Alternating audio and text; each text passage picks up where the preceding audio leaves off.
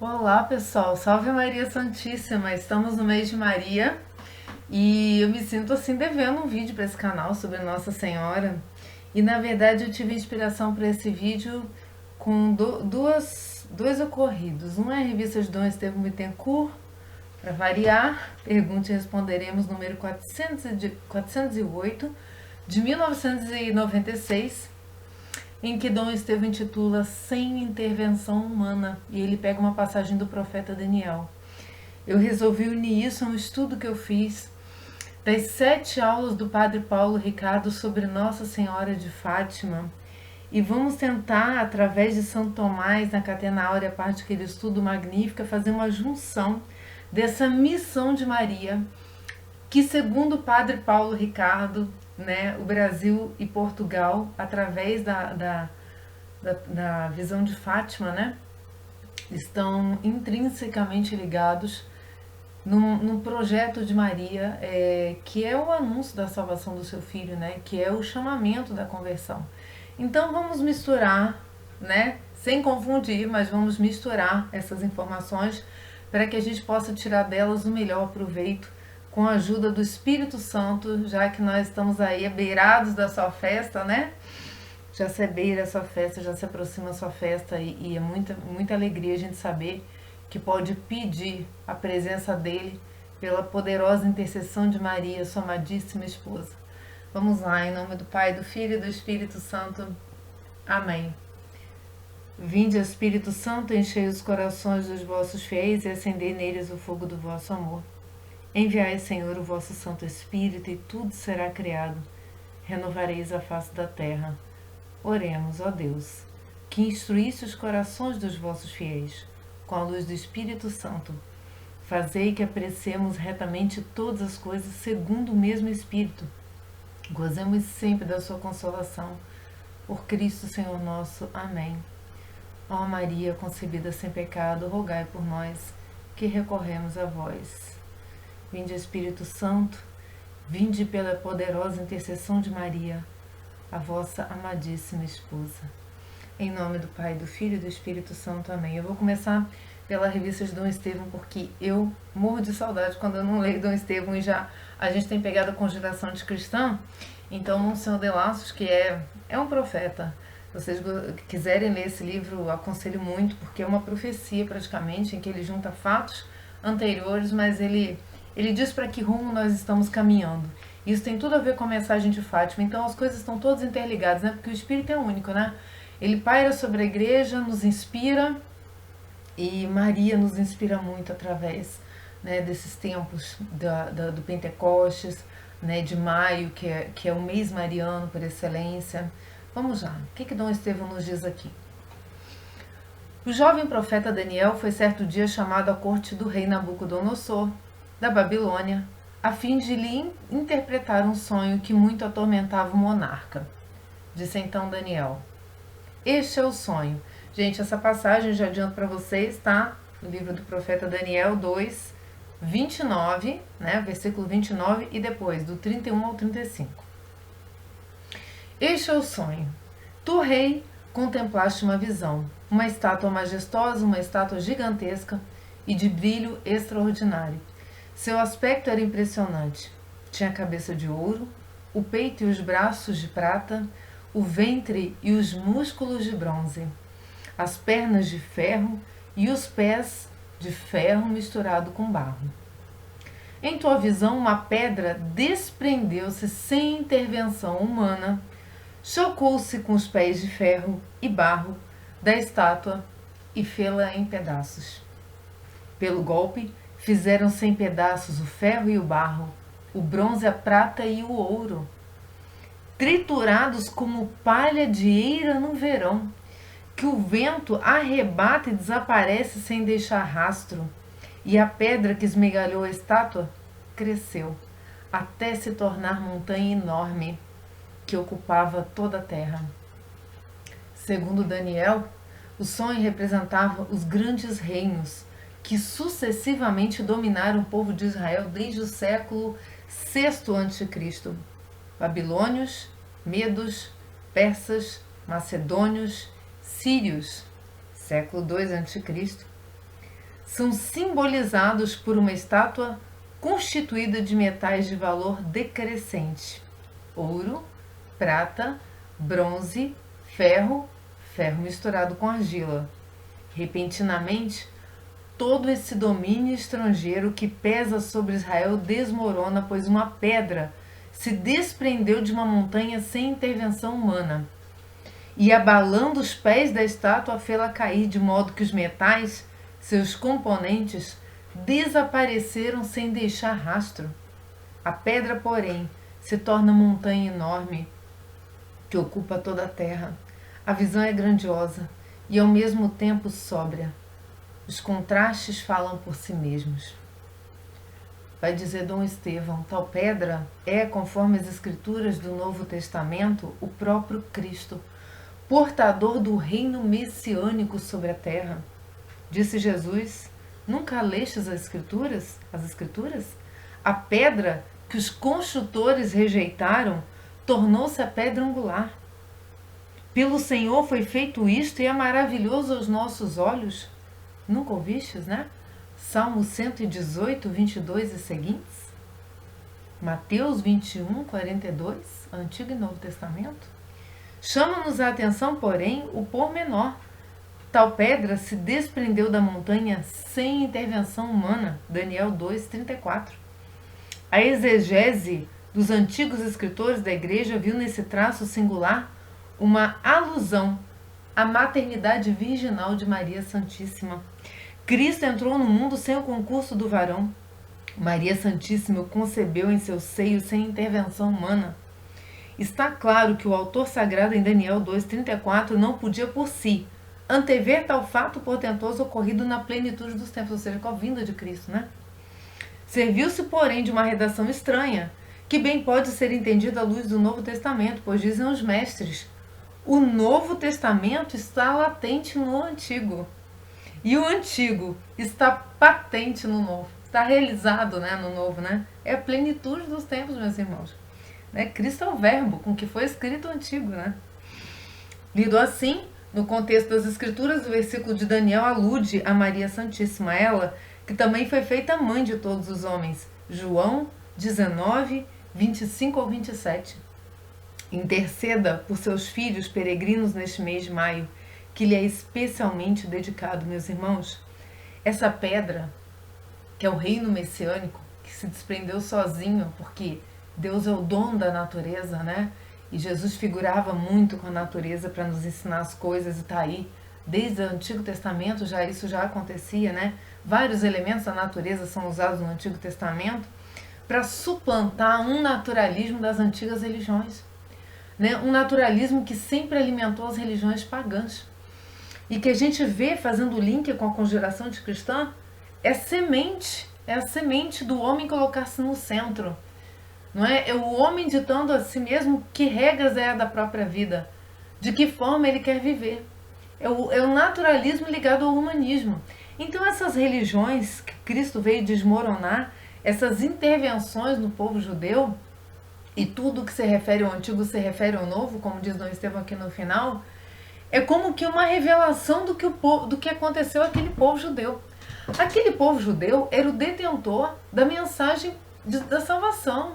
Aquele povo foi o povo ao qual foi anunciado e denunciado também a desobediência. Por quê? Porque eles mesmos, no seu percurso pelo deserto, são um símbolo muitas vezes de fé e de vitória, mas muitas vezes de desobediência e adoração a deuses estranhos.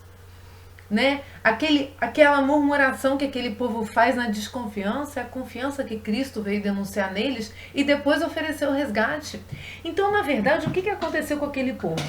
Aquele povo, eles na verdade não acreditaram. Minha cadeira resolveu ficar caindo, vai ficar assim mesmo. Aquele povo, na verdade, eles não acreditaram no anúncio de Cristo. Eles não acreditaram naquela pedra que veio sendo ofertada a eles como o reino que eles não esperavam, mas era o reino que Deus queria. Né? E muitas vezes a gente quer configurar a vontade de Deus a nossa. Maria, já entrando no assunto Maria, ela é essa expressão da obediência. Ela é aquela que primeiro acolheu essa pedra que os construtores rejeitaram. E ela acolheu primeiro no próprio ventre. Esses construtores são aqueles mesmos construtores lá do Templo de Salomão, que depositaram a arca, então, sem saber que a arca era a mãe de Cristo, era Maria Santíssima, olharam sem ver, né? Nós devemos ter medo disso, olhar sem ver, sem entender. Eles não entenderam nada, né? E por fim, junto aos pagãos, porque lá estava o Império Romano, então não foram só os judeus, pagãos e judeus se uniram, estão unidos até hoje, crucificaram Cristo e crucificam até hoje. Essa é a realidade do mundo que nós vivemos. Maria, então, ela é o símbolo, ela é a revelação da obediência da nova Eva. Quando Maria proclama aqui o Magnífica, eu quero ler para vocês, para pegar a catena áurea numa passagem, porque é muito importante que vocês façam essa conexão antes de eu entrar nas aulas do Padre Paulo Ricardo. Presta atenção nas palavras de Maria. Primeiro Isabel, quando Maria vai visitá-la, vai ficar com ela os 3 últimos meses, né, da gravidez de Isabel. Isabel fala repleta do Espírito Santo. Então, o Espírito Santo, o esposo de Maria, Maria já com Cristo no ventre, já a arca da aliança, né, se apresenta diante daquele que vai ser o precursor. Então ali se encontram o Antigo e o Novo Testamento. Olha aí a leitura de Daniel, olha, o Antigo e o Novo Testamento se encontram, né? O Antigo sempre prefigurando o Novo. O Antigo está sempre para o Novo. O Antigo não vale por si só. Eu não vivo do Antigo. A revelação está em Cristo, né? Cristo é aquele que veio dizer como é o amor, como a lei expressa o amor, né? Cristo é a plenitude da lei. Por quê? Porque Cristo é o amor de Deus por nós. Então, ela repleta do Espírito e só assim nós conseguimos proclamar as verdades que Deus nos ensinou. Diz: com um grande grito exclamou: bendita és tu entre as mulheres, bendito é o fruto do teu ventre. Primeira profecia, carregando o antigo ainda, aquele que é seu precursor da revelação do novo, João Batista, né? E aí vem Maria e diz, né? Pois quando a tua saudação chegou, meus ouvidos, a criança estremeceu de alegria no meu ventre. Feliz aquela que creu, pois o que lhe foi dito da parte do Senhor será cumprido. Isso é para nós, né? O que foi dito da parte do Senhor, Maria vem até hoje nos dizer. As aparições que a igreja confirma, não é? São o anúncio de Deus para nós.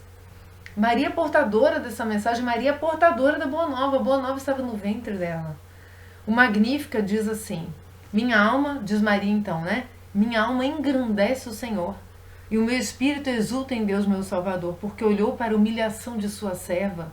Sim, doravante as gerações me terão de bem-aventurada, pois o Todo-Poderoso fez grandes coisas em meu favor. Seu nome é santo e sua misericórdia perdura de geração em geração para aqueles que o temem.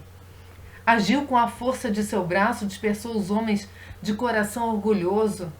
Depois, poderosos de seus tronos, olha aí, ó, Daniel, ó, e a humildes exaltou, cumulou de bens os famintos, despediu os ricos de mãos vazias, socorreu Israel, seu servo, lembrado de sua misericórdia, conforme prometera a nossos pais, em favor de Abraão e sua descendência para sempre. Meus irmãos, quando Maria diz que a alma dela engrandece o Senhor, a plenitude de Deus está tão grande em Maria, ave plena de graça, o anjo a saúda, que ela é, como diz a ladainha lauretana, o espelho da santidade divina. Em Maria é revelado, né, todo o poder de Deus, tanto com relação à natureza, porque olha lá, a pedra que se desprende sem ação humana, Cristo no ventre de Maria. Então Deus primeiro suplanta a natureza, ele excede todo o entendimento, né? E depois ela entrega isso, ela entrega a humanidade. Quando ela diz que as gerações me chamarão bem-aventurada, somos nós rogando o auxílio da mãe. Não é um auxílio qualquer, é um auxílio especialíssimo pela graça divina. Ela é a extensão da misericórdia de Cristo, seu Filho. O seu Cristo na cruz assim quis nos dá como mãe. Dizer o seguinte: se você está tão pecador a ponto de não conseguir se aproximar de mim, que sou majestoso, que entreguei todo esse sacrifício, se essa vergonha te sufoca, vem pela minha mãe então, mas vem de qualquer jeito, vem pela minha mãe. Ela me gerou, ela vai gerar você também para mim. Né? São Luís Maria Grão de Montfort fala isso. Maria gerou a cabeça, vai gerar o corpo, meus irmãos. Nada que Cristo fez é por acaso. As gerações todas me chamarão, vão clamar por mim. poderoso, fez grande coisa em meu favor, ela continua intercedendo. Por quê? Porque ela tem o total favor de Deus. Né? Diz Santo Afonso Maria de Ligório que Cristo lhe deve a humanidade. É claro que Maria já estava agraciada plena de graça a ponto de ser toda configurada à vontade de Deus. Ao contrário da gente que se tivesse que dizer um sim ou não, e olhar primeiro para dentro, depois para as condições externas, depois para tudo que ia acontecer depois do meu sim. Não, Maria só disse sim, o Fiat. Maria estava plenamente configurada, mas Maria com seu sim deu a Cristo, o ser humano, de Santo Afonso Maria de Ligório, citando vários santos lá na Glória de Maria, né? Por isso ele faz grande coisa em favor dela. Tudo que Maria pede, Deus atende. Por quê? Ah, porque Maria é deusa? Ah, porque Maria... Não, meus irmãos. Porque Maria está conforme a vontade de Deus. Ela é um canal limpo e perfeito para a graça de Deus. Por isso ela é dispensadora de todas as graças. Quando ela diz que sua misericórdia perdura de geração em geração para aqueles que o temem, ela está querendo dizer que Deus anunciou Cristo para o mundo. Em todos os tempos. A misericórdia de Deus é Cristo, seu Filho. A expressão da misericórdia e do amor. Ó sangue e água que jorraste do coração de Jesus. Como fonte de misericórdia. A igreja é o sinal da misericórdia de Deus, é o sinal visível da unidade. É o sinal visível de Cristo presente nos sacramentos através do seu Espírito. O esposo de Maria. Por isso Maria, mãe da igreja, casada com o Espírito, ela gera o quê? A igreja. Nós, o corpo místico. Tudo está interligado. Quando ela diz agiu com a força de seu braço, dispersou os homens de coração orgulhoso, quem é a força do braço de Deus? É Cristo, o Verbo. Né? Então eu vou ler a Catena Áurea, porque senão eu fico me alongando, né? Mas tudo isso está aqui dentro. Vejam bem o que Santo Ambrósio fala, padre da igreja, doutor da igreja, né? Assim como o pecado teve início pelas mulheres, também as coisas boas devem começar pelas mulheres. Por isso não parece ocioso que Isabel profetize antes do nascimento de João e Maria antes do nascimento do Senhor. Olha, as duas mulheres, na verdade, ele suplantou, né, o nome de Eva. Com duas mulheres, uma para o Antigo Testamento e a outra para o Novo, que, sendo Maria maior, segue-se que sua profecia seja mais plena. Essa da qual falávamos, magnífica, a profecia de Maria. Maria nos dá uma profecia. Né? Como depois os poderosos de seus tronos e humildes exaltou. Aqueles que contavam com as forças humanas e que contam, esses não têm poder. O poder deles é limitado ao tempo. Maria cede o tempo. Por quê? Porque nos oferece, através dela está nos oferecida a salvação. Não estamos mais presos ao tempo. Né? Ou morte, onde está a tua vitória. Socorreu Israel, seu servo, lembrado de sua misericórdia. Meus irmãos, o povo que teve o anúncio e negou, esse aí entregou tudo aos pagãos, né? A maioria dos judeus que não acreditam, não aceita, simplesmente já era para o povo todo. Mas na verdade, vamos dizer que o simbolismo da humanidade negou a Cristo. Ora, se a humanidade não ia continuar negando a Cristo até os tempos presentes. É o que nós temos visto, né? Por meio de conspirações e tantas outras coisas que nós viemos falando aqui no canal. Né? É um raciocínio que nós vivemos no meio de uma conspiração satânica. Porque vocês acham que depois que tudo isso aconteceu, o diabo tirou férias? Gente, se Jesus expulsou demônios no meio daquele povo lá, você acha que os demônios estão fazendo o que agora? Tirando férias? Eles estão mais fortes do que nunca. Vai dizer Santo Ambrósio, a alma de Maria engrandece o Senhor, o seu espírito exulta no Senhor, porque devotada em alma, espírito e corpo ao Pai e ao Filho, venera com piedoso afeto o único Deus por quem foram feitas todas as coisas. Ela sabe que nada dependeu dela. A humilde serva olhou para a humildade de sua serva. Ela sabe que ela não tem poder nela. Ela sabe que a ela foi concedida uma grande graça que não foi concedida aos seus filhos. O socorro dela é a agonia de ver seus filhos em pecado mortal. É por isso que ela vem, é por isso que ela avisa, é por isso que ela alerta, é por isso que a gente vai entender Fátima. Né? O que Maria, a aflição de Maria, enquanto não vê os filhos reunidos. Por quê? Porque ela tá configurada, ela sabe que Cristo não pode ter sofrido em vão, que tantas almas se perdem e o filho dela sofrendo na cruz. Né? Que dor de uma mãe, né? Ver muitas vezes o filho, né? Os frutos perdidos, né? Os frutos que ficam sendo perdidos. É por isso que Deus nos chama ao serviço nesse tempo de Pentecostes, meus irmãos. Deus nos chama, Deus nos atrai para trabalhar para Ele. Esteja, pois, a alma de Maria em todas as coisas para engrandecer o Senhor. Né? Diz o ofício, né, da Imaculada: de Deus a mão direita está de ouro ornada, né? Por vós, mãe de graça, mereçamos ver a Deus nas alturas com todo prazer, né? Deus a criou no Espírito Santo. Deus criou Maria no Espírito Santo e todas as suas obras com ela as ornou, né? Assim como o Verbo já existia antes de todos os tempos, a intenção, a Maria, né, a presença de Maria agracia todas as outras, porque, como diz também o ofício, ela é um lírio cheiroso que cheira e respira entre os espinhos. Né? Ela é a alegria da humanidade. Por quê? Porque ela é a nossa configuração perfeita, sem ser Deus, porque a configuração perfeita da humanidade está em Cristo. Mas Cristo é Deus, ela é o ser humano perfeito, configurado a Deus. Né? E por isso ela é o nosso modelo. Ela é nosso modelo humanamente atingível pelas graças que nosso Senhor deixou com sua paixão e ressurreição. Sem as graças de Cristo, meu irmão, Maria seria uma simples, humilde mulher devota a Deus, ponto. Né? Mas Deus assim quis, né? Essa dinâmica da salvação, em que Maria fosse viva e presente nas nossas vidas. Se segundo a carne uma só é a mãe de Cristo, segundo a fé, o fruto de todos é Cristo.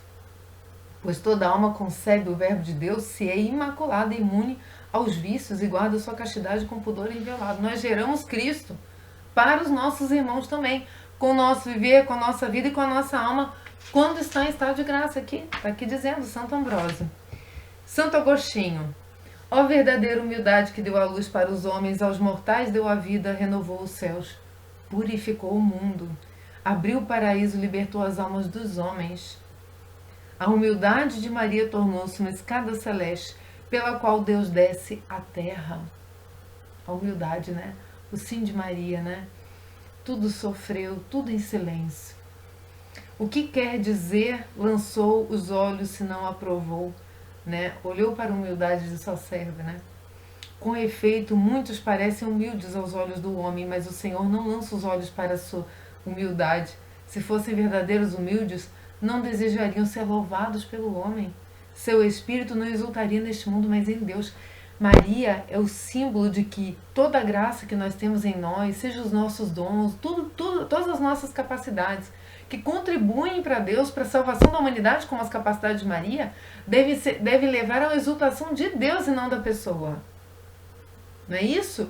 Quando nós trabalhamos para Deus, não queremos nós sermos louvados, queremos que louvem a Deus através de nós, porque a graça, através de nós é que eu reconheço que a graça de Deus visita a minha miséria, as minhas fraquezas e faz pelo próximo. Maria é isso. O anúncio de Fátima é isso. Maria o tempo inteiro faz essa passagem para que Deus aconteça nos nossos corações, para que nós sejamos um sacrifício vivo, para que a nossa vocação sacerdotal de todo ser humano, né, para que nós possamos, como vai dizer no final dessa reflexão de Padre Paulo Ricardo, nós possamos nos oferecer como ela se ofereceu. Todo o sofrimento, nas 7 dores de Maria, tantas dores ela sofreu.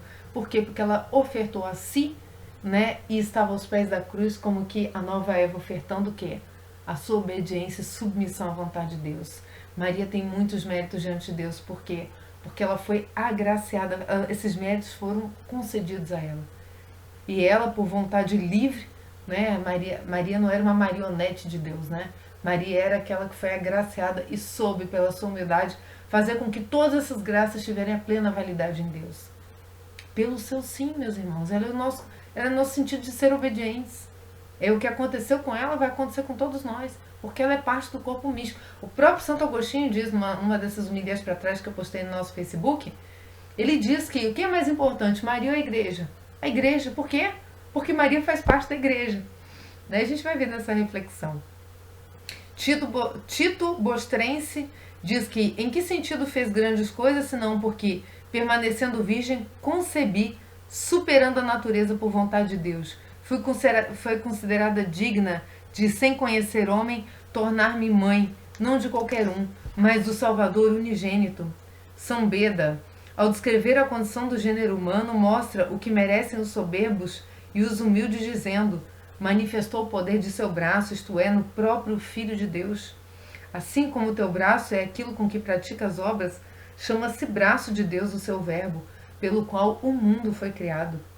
Para terminar, Teofilacto manifestou o poder de seu braço, a saber, do seu Filho encarnado, porque a natureza foi vencida, a Virgem deu à luz e Deus se fez homem. Meus irmãos, como diz Dom Estevão Bittencourt, sem intervenção divina, tá? O Novo Testamento está latente no Antigo e o Antigo está patente no Novo. A pedra que se destaca e que derruba todos os outros impérios, querendo ou não, aceitando ou não as outras religiões, nossos irmãos que ainda não encontraram essa graça, né? É Cristo, é o Senhor Jesus que veio através do ventre de Maria. Então, meus irmãos, algumas coisas que eu quero falar sobre essa aparição de Fátima, que são muito importantes.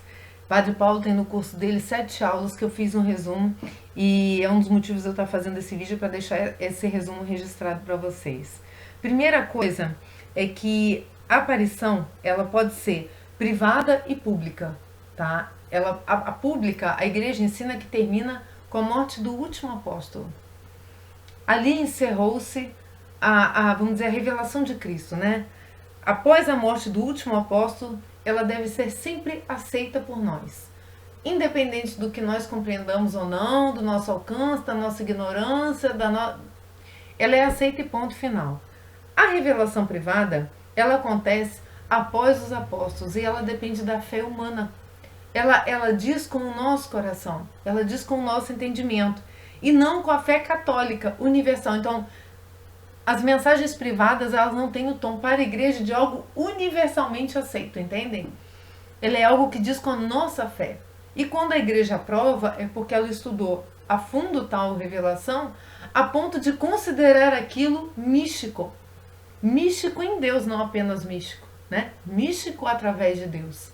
Então, claro que é de bom ouvir que tenhamos fé nessas aparições. Lourdes, Fátima, Guadalupe, né? As mais, vamos dizer, as mais consagradas, né? Pelo mundo inteiro tem várias consagradas, Aparecida aqui no Brasil. Então, a de Fátima fez com que o terceiro mistério dela tivesse contradições entre os papas, a começar de São João 23, né? Por quê? Porque ali já se começou alguns questionamentos que foram importantes, até para a própria revelação ter uma validade concreta. Então, por que existiram os questionamentos? Porque vem uma outra distinção importante antes da gente começar essa análise.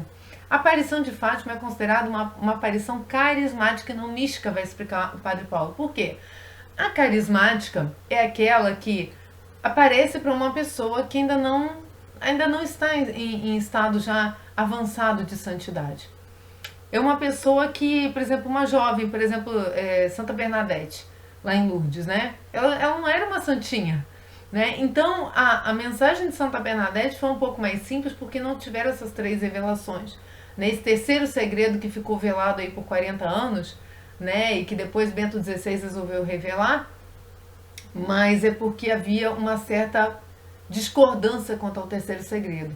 Né? Então Lourdes já não. Lourdes, Nossa Senhora revelou plenamente através dela porque ela não sabia o que era a Imaculada Conceição. Ela falou, Je suis Immaculée Conception. Então, na verdade, ali era uma revelação pela ignorância de Santa Bernadette. Então, era fácil ver que era um canal livre, apesar de ser carismática, né? Na verdade, as aparições místicas, elas têm um canal mais limpo da graça, entendeu? Então, é mais fácil que a revelação seja de Deus puramente, porque a pessoa já está tão configurada a Cristo que é místico, que é algo que provém realmente de Deus. A gente tem vários santos místicos, né? Santa Teresa d'Ávila e Santa Faustina, né? A gente sabe que já são almas que já receberam isso já num processo já de santidade mais elevado. Santa Teresinha, que apesar de não ser mística, e há dúvidas sobre isso, né? E várias questões de Santa Teresinha, mas ela já era, desde novinha, já praticamente consagrada a Cristo. Então, esse grau de santidade torna a revelação mais pura. Então, com relação ao terceiro segredo, que estava com Lúcia, e houve uma discordância, por quê? Porque o vaso, entende-se que o vaso onde foi depositada essa mensagem não era um vaso, entre aspas, límpido, assim como uma revelação mística. Pronto. Era essa a distinção que eu queria fazer, para que esse terceiro mistério não entre na nossa questão, porque não é interessante. O que é interessante? Algumas colocações que o Padre Paulo fez que eu quero registrar. Uma delas diz que essa aparição de Fátima estava para o comunismo na Rússia, como a aparição do Sagrado Coração estava para Santa Maria Margarida Alacoque. para a Revolução Francesa. A França não foi consagrada ao Sagrado Coração de Jesus e a Revolução Francesa está trazendo seus males até hoje. E a Revolução Francesa, meus irmãos, ao final ela foi sofrendo como embates de frustração, sabe? O catolicismo sempre foi vencendo, como sempre vai vencer. E aí o que aconteceu ali depois numa junção quase que mística da Revolução Francesa? Já no final do século XVIII, indo para o século XIX, a Revolução Comunista. Aí aparece quem? Fátima. Olha só, o Sagrado Coração de Jesus. E a mensagem de Fátima é o quê? No final, meu Sagrado Coração, meu Imaculado Coração triunfará. É o quê? A configuração dos dois corações. Isso é uma mensagem muito grave para nós. É porque 1830, né? Se estou me enganando, ou foi agora acho que eu vou me enganar, mas a aparição de Nossa Senhora das Graças, olha lá, a medalha milagrosa, estão os corações de Jesus e de Maria. Na verdade, isso pouco importa, porque a mensagem dos dois é una. É a mensagem de conversão e de penitência. Então esse é o primeiro aspecto. A gente entender que existe uma missão no tempo para o ser humano. De quê? De recapitulação das coisas em Cristo, que é o que Maria fez. Né? Maria, diz o Padre Paulo Ricardo nessa aula, ela é a realização da história. Eu vou ler até esse trecho porque é muito bonito para vocês. Então, primeira coisa que o Padre Paulo diz é por que Portugal? Né? Portugal... aconteceu em Portugal uma visão, né, do então general do exército português, Dom Afonso Henriques.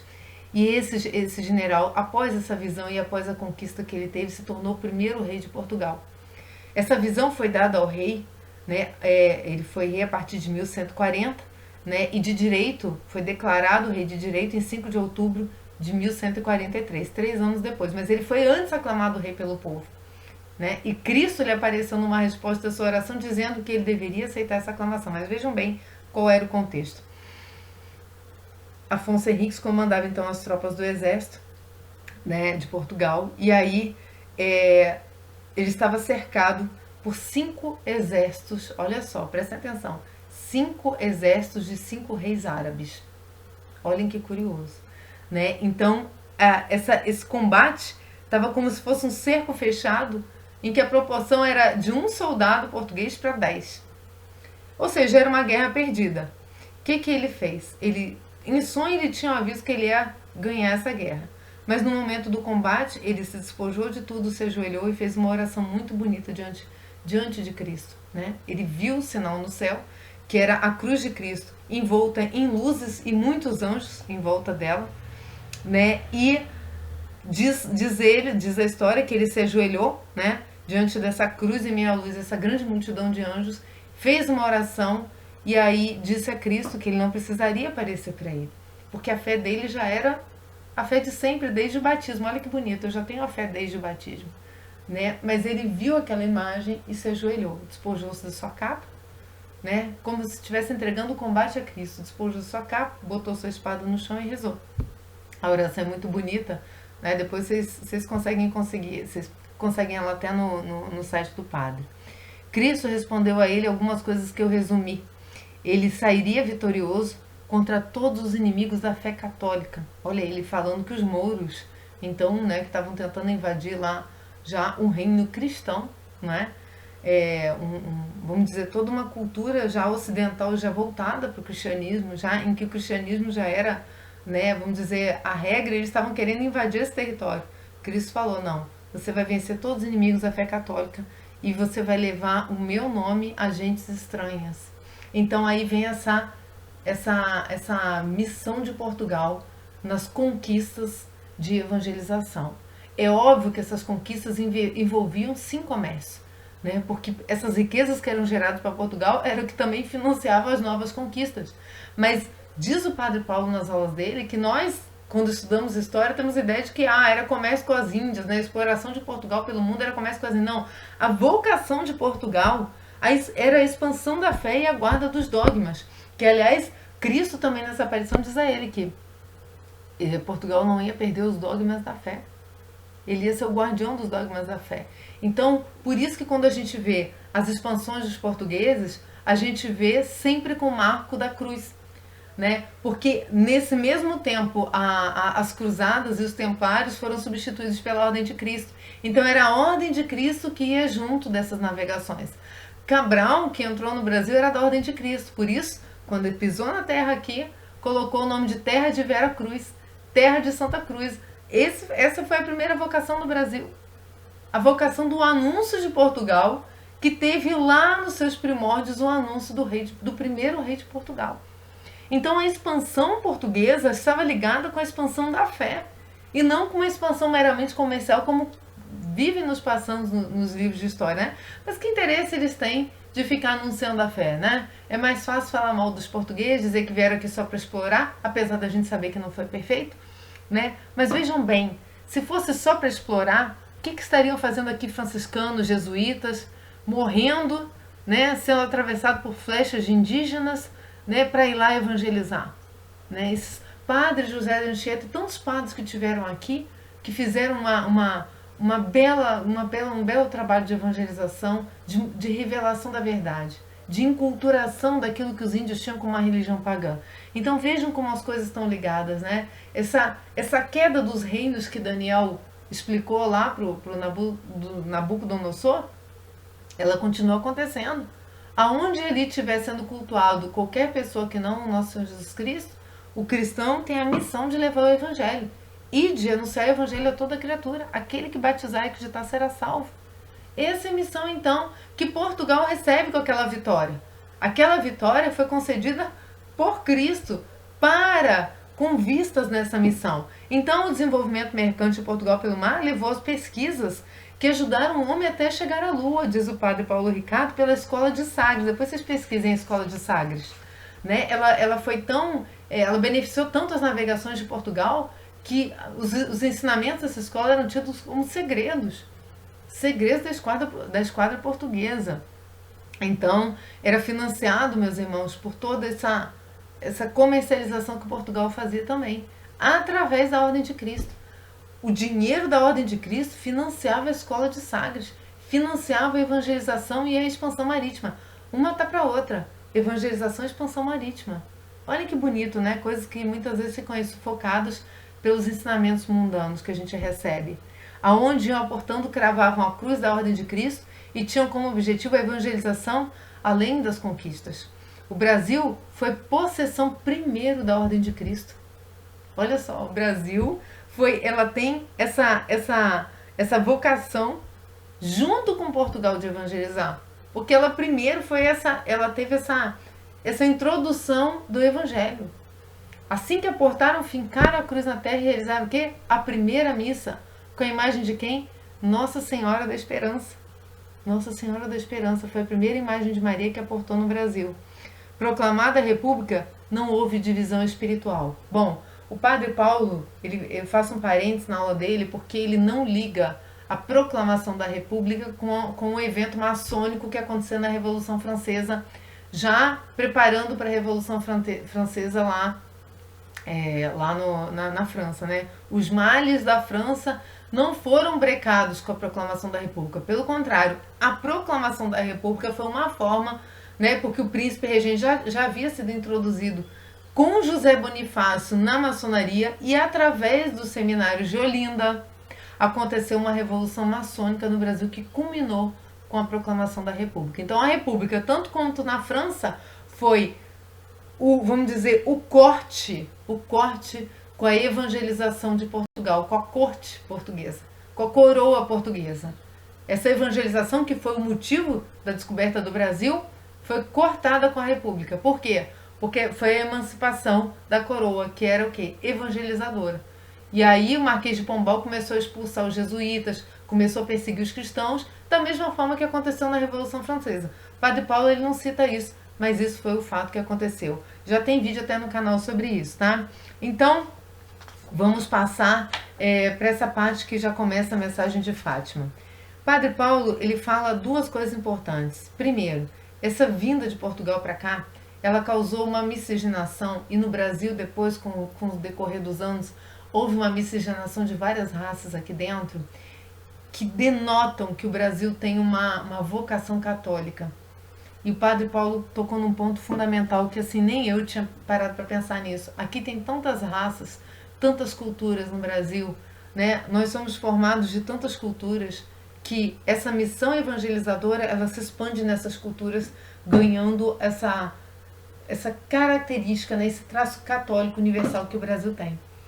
Que bonito. Em vez de achar que o Brasil é o lugar de várias religiões, não. O Brasil é o lugar da inculturação do cristianismo nas várias religiões. Isso é um primeiro ponto que o Padre Paulo ressaltou e que eu faço questão, para que nós pensemos que não é respeitar o outro, a religião do outro. Sim, a escolha do outro sempre vai ser livre. No entanto, a vocação de evangelizar do Brasil não se perdeu por uma ação mística de Cristo. Cristo disse que nós teríamos que levar o seu anúncio a gentes estranhas. Então essa ação missionária no Brasil, do Brasil com Portugal, não foi cortada com a República, ela permanece. Por quê? Porque ela está acima da natureza, que eu volto ao início desse vídeo, está acima da natureza, né? É uma vocação divina que Portugal tem e que o Brasil teve com Portugal.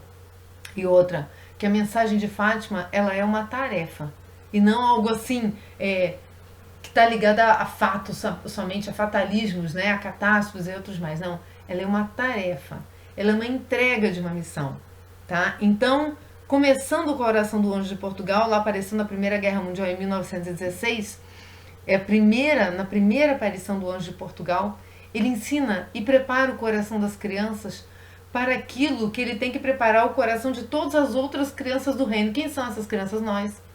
Se não formos como crianças, não herdaremos o reino dos céus. Como que o anjo ensinou a rezar? As crianças: meu Deus, eu creio, adoro, espero e amo-vos. Peço-vos perdão para os que não creem, não adoram, não esperam e não vos amam. Então esse amor de Jesus e de Maria, né, ele justamente está na raiz da nossa santidade, né? É a oferta que nós fazemos por aqueles que não creem. É oração contínua, através a gente faz sim penitência por nós, pela nossa salvação e pelos nossos, mas quando a gente reza o Pai Nosso e quando a gente reza a Ave Maria, está sempre na primeira pessoa do plural, Pai Nosso, né? Pai Nosso. Ave Maria, cheia de graça, o Senhor é convosco, bendito sois vós entre as mulheres, bendito o fruto do vosso ventre, Jesus. Santa Maria, Mãe de Deus, rogai por nós, pecadores, por nós. Então, a religião católica, ela tem uma ascendência no mundo, porque quando ela reza em unidade com a Maria, que é dispensadora de todas as graças, ela está rezando por toda a humanidade, até pelos que não creem. Então, vamos lá, que esse é o preparo do nosso coração, oferecer sacrifício pela conversão daqueles que não creem. Tá? Então, a finalidade seria dada através dos 3 pastorinhos, mas a finalidade central dessa mensagem é que Deus nos ama e Ele quer ser amado. Por quê? Porque Ele sabe que amar a Ele é a nossa alegria. Amar a Ele é confiar no que Ele quis nos dar. Lá no paraíso, que nós desconfiamos. Ouvimos, né, o canto da sereia. Então Ele tá fazendo um chamamento de volta com essa mensagem de Fátima. Para quê?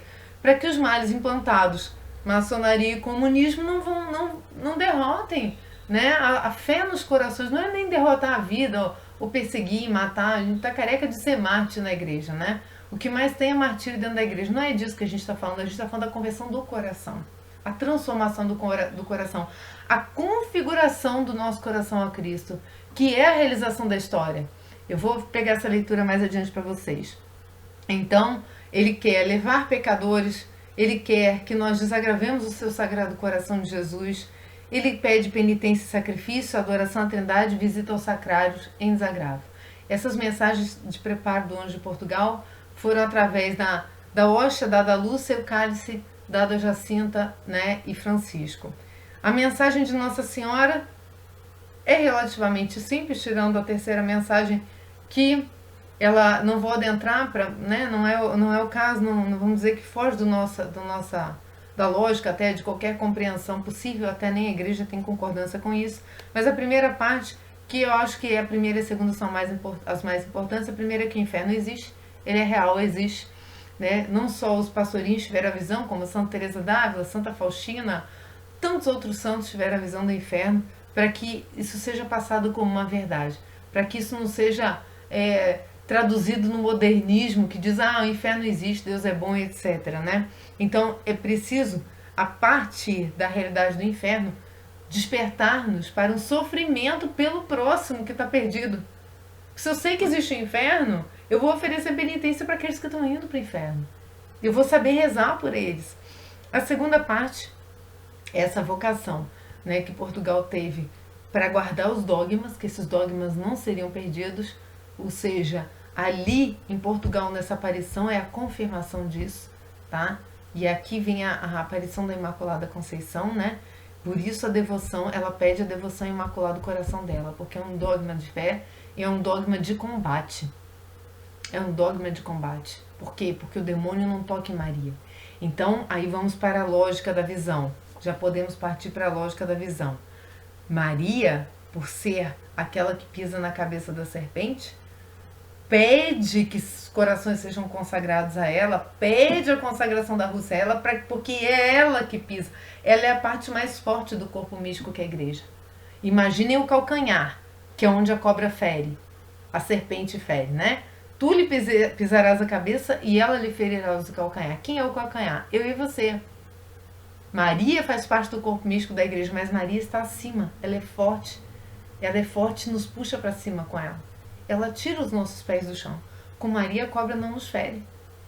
Então é por isso que ela pede que a gente se consagre ao Imaculado Coração dela. Para quê? Nesse corpo místico, que aí sim chega até Cristo, Cristo, que é a ponte entre Deus e os homens, nesse corpo místico nós sejamos salvos. E assim, consagrando toda a humanidade, ela combate frontalmente o mal. Entendem? Essa é a lógica. Maria é a parte mais forte do corpo místico. Nós somos a parte mais fraca. É por isso precisamos nos unir a ela. Cristo assim ensinou. Cristo assim ensinou na cruz. O último presente que ele deu à humanidade foi sua mãe. Então, essa reparação dos pecados e súplicas pelas conversões, ela nos vem através de Maria. Por quê? Porque assim ela humilha mesmo Satanás. E essa recapitulação em Maria, ela é a lógica, porque como a gente vai ler agora, que é a parte que eu queria chegar com vocês, que é uma das mais belas dessa aula do Padre Paulo Ricardo, ele diz que Maria já realizou a história. E o que é realizar a história? Qual é o sentido da história? Escutem bem. Para você saber o sentido da história, aspas para o padre, você precisa estar fora da história, enxergá-la somente em Deus, né? E enxergá-la. Somente Deus pode revelar o sentido da história, porque somente Ele está fora da história. Deus pode revelar o sentido da história. E nós católicos temos a revelação divina. Nós temos a revelação divina. E a revelação divina nos diz qual é o sentido da história. Então é através de Deus que nós conhecemos o sentido da história. E que revelação é essa? O sentido da história é a formação do corpo místico de Cristo. Recapitular tudo em Cristo. Cristo veio e recapitulou. Ele ressignificou tudo nele, né? Uniu, recapitular, vem de cabeça, né? Recapitulou, ele juntou todos nós, o corpo místico, a sua cabeça. Então ele juntou, ele recapitulou, ele é a realização, né? Ele é a formação e o sentido da história. O homem está no tempo, atravessando a história, para voltar para Deus, para fazer o caminho de volta. Então a história é um mistério pascal em que, pela Páscoa, por essa passagem no mundo, essa passagem no tempo, a humanidade, por um mistério de morte e ressurreição, porque nós seguimos a sorte da cabeça, a morte e ressurreição, irá se configurar a Cristo. Então eu não vivo uma vida aleatória. A mensagem de Fátima quer dizer isso, nós não vivemos uma vida aleatória. Nós vivemos uma vida recapitulada em Cristo. Nós, nas dores do parto, vamos gerando Cristo através, evidentemente, da graça. Olha o que estava lá na Catena Áurea que eu li para vocês, né? Nós vamos gerando Cristo através da graça. É uma ação mais divina do que nossa, mas essa geração de Cristo nos nossos corações não é uma coisa que acontece nas nuvens. É divina, mas é preciso o meu sim como sim de Maria. Eu preciso copiar Maria. Maria disse sim, eu tenho que dizer sim. Maria diz faça-se a tua vontade, eu tenho que dizer faça-se a tua vontade. Por isso que ela nos torna fortes, porque ela nos ensina exatamente como agir. Não precisamos nem tirar da nossa cabeça como agir. Ela nos mostra como agir. Cristo diz que ela nos mostra. Então, essa geração do Cristo em nossos corações não é uma coisa que acontece nas nuvens. O reinado de Cristo acontece nos nossos corações. Então, é primeiro particular e individual, é a minha vida. Mas como é possível que Cristo reine nos corações? É necessário que algo no nosso coração morra. e que Deus, com a sua graça, faça ressurgir, renascer algo no nosso coração. É o fenômeno da graça de Deus em nós, em nossos corações. Agora, se você quer saber o que deveria acontecer no coração da humanidade, para que aconteça o sentido da história, a razão de ser da história, de que nós sejamos totalmente configurados a Cristo, nós podemos olhar para o coração onde isso já aconteceu perfeitamente. É o Imaculado Coração de Maria. Maria, meus irmãos, ela conseguiu gerar a cabeça. E ela vai recapitular junto com Cristo, porque ela vai gerar o corpo. Estando a ela, aquele coração que realizou a história, né, que junto com Cristo oferece, junto com Cristo e através de Cristo, né, não ela sozinha, nos oferece a salvação.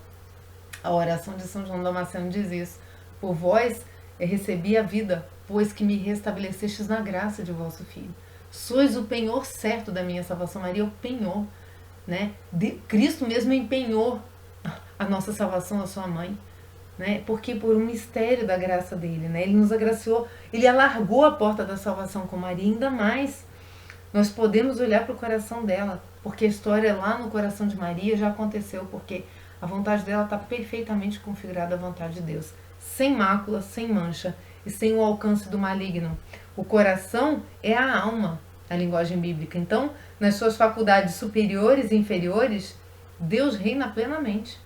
O reino de Deus já aconteceu em Maria. Maria é a história realizada, é a escatologia realizada. Nela, em Maria, acontece a Páscoa, porque esteve unida ao seu Filho nos sofrimentos, nas dores da paixão.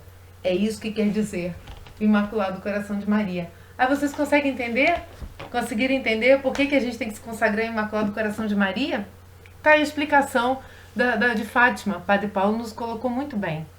Então, ela é a escatologia realizada, né? O final dos tempos já aconteceu para Maria, né? Em Maria nós já vivemos o final dos tempos. Já vivemos o fim da nossa existência. Qual é o fim da nossa existência? Está com Cristo.